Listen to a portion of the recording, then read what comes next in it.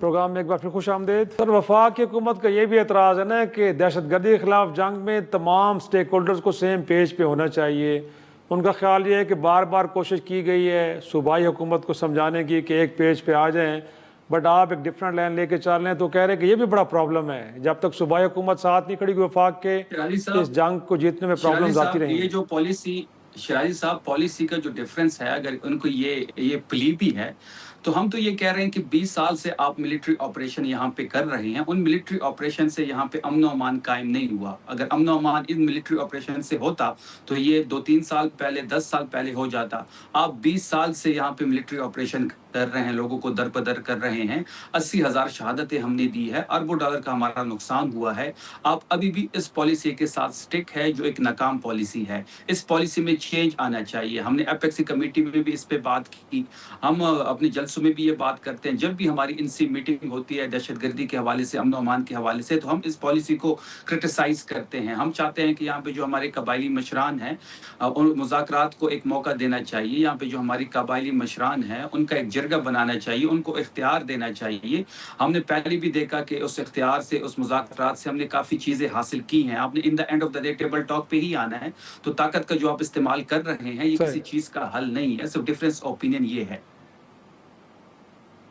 صحیح. اور لاسٹلی یہ بھی بتائیے گا کہ بڑی تنقید ہو رہی ہے وہ حکومت وقت پہ جی, پیٹرولیم پروڈکٹ کی قیمتیں مسلسل بڑھا رہے ہیں. سر مشرق وسطیٰ میں جو کچھ چل رہا ہے, دنیا بھر میں قیمتیں بڑھ رہی ہیں, حکومت IMF پروگرام کے نیچے ہے, ہم نے اپنا ٹیکس کلیکشن کو تو کمپرومائز نہیں کر سکتے. سر تو یہ آپ بھی ہوتے تو یہی نہ کرتے, کیا کرتے؟ قیمتیں تو بڑھانی پڑتی. دیکھیے شرائع صاحب, یہ بڑا اچھا کوشچن آپ نے کیا ہے. اس وقت پاکستان میں جو پیٹرول پہ ٹیکس لیا جا رہا ہے لیوی کی مد میں, باقی ٹیکسز وہ 144 روپے. عمران خان صاحب کے ٹائم میں کل قیمت جو پیٹرول کی تھی وہ 150 روپے تھی.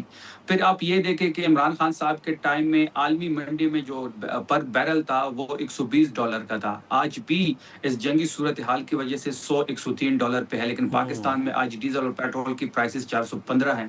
520 تک یہ پرائسز لے کے گئے ہیں. 170 روپے یہ لے بھی ہے وصول کر رہے ہیں. عمران خان صاحب کے ٹائم میں جب وبا آیا کرونا, تو ہم نے جو لیوی تھی وہ زیرو کر دی تھی. ہم نے سیل ٹیکس جو 18% تھا وہ زیرو کر دیا تھا, اور ہم نے ایک عام آدمی کو یہ ریلیف جو پاس آن کیا. اگر وہ 18% کا سیل ٹیکس اس پہ ایڈ کر دے تو یہ پرائس جا کے کہیں 550-600 پہ جائے گی. تو بات بڑی سمپل ہے کہ یہ جو لوگ اس وقت برسر اقتدار ہے, جو 17 سیٹوں پہ پورے پاکستان پہ براجمان ہے, یہ اس وقت عذاب ہے پاکستان کے لیے بھی, پاکستانی قوم کے لیے بھی. جتنا جلدی اس عذاب سے چھٹکارا حاصل کیا جائے وہ سب کے حق میں بہتر ہوگا. آپ نے یہ بھی دیکھا کہ یہ کون سا طریقہ ہے کہ آپ ٹیکس کی وصولی میں ناکام ہیں. آپ ٹیکس کا جو نیٹ ہے وہ بڑھا نہیں رہے, نہ آپ بڑھا سکتے ہیں, اور آپ جو ہے وہ پیٹرول اور بجلی پہ ٹیکس لگا رہے ہیں, اور اپنا جو ہدف ہے وہاں سے پوری کرنے کی کوشش کر رہے ہیں. یہ کہتے تھے کہ ہمارے پاس بڑی تجربہ کار ٹیم ہے, وہ تجربہ کار ٹیم کہاں گئی؟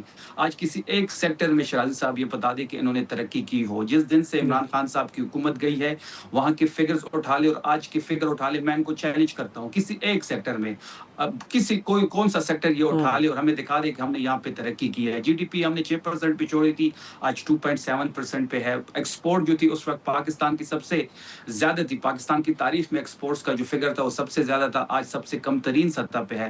بے روزگاری پاکستان کی 41 سالہ بلند ترین سطح پہ ہے. غربت بڑھ چکی ہے, عام آدمی کا جینا اس وقت محال بن چکا ہے. اس جنگ کو بھی انہوں نے غنیمت جانا اور عام پاکستانی کے جیب میں ڈاکہ ڈالا. آپ یہ جنگ تو پورے خطے کے لیے, صرف پاکستان کے لیے نہیں ہے. پھر پاکستان میں کیوں جو پیٹرول کی پرائسز ہے وہ 60% بڑھا دی گئی ہیں, باقی کسی ملک نے 8% سے زیادہ نہیں بڑھائی. یہ کہتے ہیں کہ باقی ملکوں میں لائنیں لگی ہے, کسی ملک میں کوئی لائن نہیں لگی. یہ نکمے ہیں, یہ نااہل ہیں, یہ ڈاکے مارنے آئی ہوئے ہیں, یہ دہاڑی لگانے آئی ہوئے ہیں.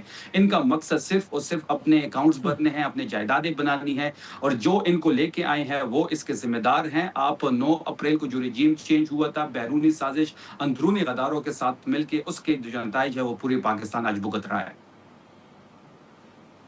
بہت شکریہ شفیع جان صاحب, ہم سے گفتگو کر رہے تھے. ناظرین ایک چھوٹا سا بریک کے بعد اس سارے معاملے پہ حکومتی موقف جاننے کی کوشش کریں گے. واپس آتے ایک بریک کے بعد.